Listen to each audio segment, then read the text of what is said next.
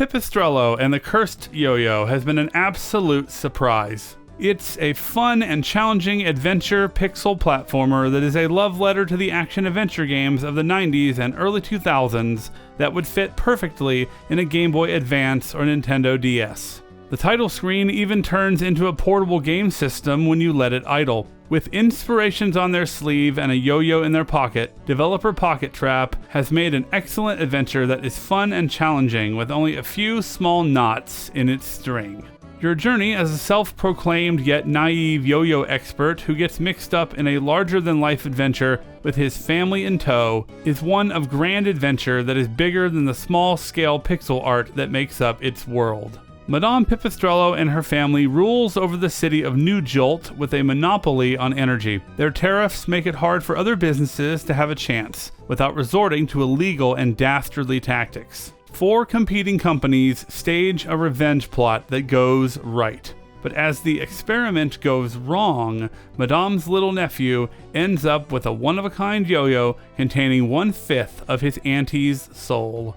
The young and inexperienced Pip will have to gather up 4 powerful batteries used in the attack to reunite the soul of his auntie together and the remnants of his family to overthrow the vengeful crime bosses that have threatened his family's position.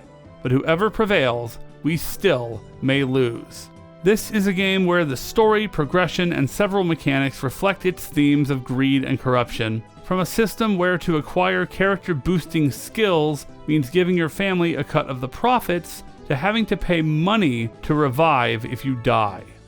The elusive Pip helps his family not out of love, but because they are threatening to take away his way of life. The Madame is a very unapologetic and demanding creature, as she constantly complains about losing money not being in her original body, and there is a constant tension, not camaraderie, that drives both of them to battle their corporate opponents. The 4 criminal leaders you are trying to defeat have had to resort to tactics like theft, fraud, and a whole host of corporate evils to make ends meet. It's a world where no one is the good guy, and it makes the story of this seemingly innocent game interesting to play through and reflects a clear creative vision orchestrated by the developer. Pipistrello is presented in an isometric style with a classic sprite look. There is so much life and color to everything, from skyscrapers to a sports stadium and even a convention where they are selling crypto. Everything is fully realized, detailed, and packed with NPCs that are placed with purpose. You will probably compare this to The Legend of Zelda, and yes, while it does have that recognizable structure, this game does its own thing. It's mostly due to the story and the traversal mechanics, but there are quite a few references to its inspirations within. The music is composed by Yoko Shimomura, who pretty much needs no introduction, and there are some great tracks that could stand out a little bit more, but regardless, they make the world come to life and really give you those nostalgia feels. After you fight through an underground sewer to learn some of the yo-yo and platforming basics, eventually you end up in the large main world map of New Jolt City. There is so much to do, places to enter and explore, special mini-games, challenge courses, fast travel taxi stands, and secret locations. Even the most randomly placed character might have an item, hint, or quest to give you. One of my favorite subquests is delivering burgers to characters that are placed further and further away from the burger place. While exploring, if you happen to feel challenged by a sudden enemy ambush, or struggle a bit trying to sneak into one of the 4 main dungeons because it's blocked by a giant line of concert goers, there's always a secret path through the sewers. For those who enjoy finding every secret life extension piece, bat point shard, special yo-yo technique, or badge blueprint, you will love the density of the map, which has so much love and attention put into it. Every little thing moves with the tap of your yo-yo, and there's almost no wasted space.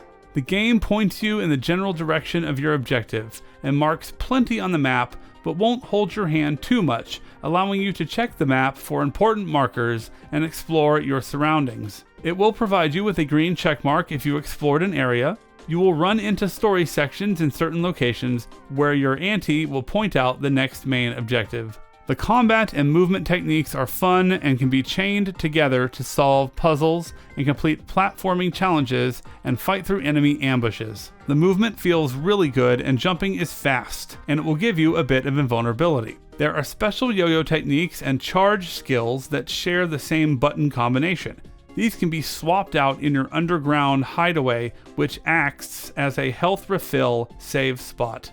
I do feel the combat has a slight stiffness to it. You pause when the yo-yo is being thrown, but jump attacks can provide some additional movement. Some techniques can stun enemies or cause knockback. There is a parry of sorts, and later you get a move that almost makes the game too easy in my opinion. In your hideout, you can also equip badges. These give you special perks like see the enemy health, attract coins, or deal more damage with an increased gold cost. It's also possible to find new badge blueprints, or to get them made at a cost as well. You can also get upgrades by choosing what you want in the skill tree, but you will have to pay off a debt to earn it. As much as 50% of all coins you earn will go to your family. You will also have to take on a handicap while in debt, like less health or no healing.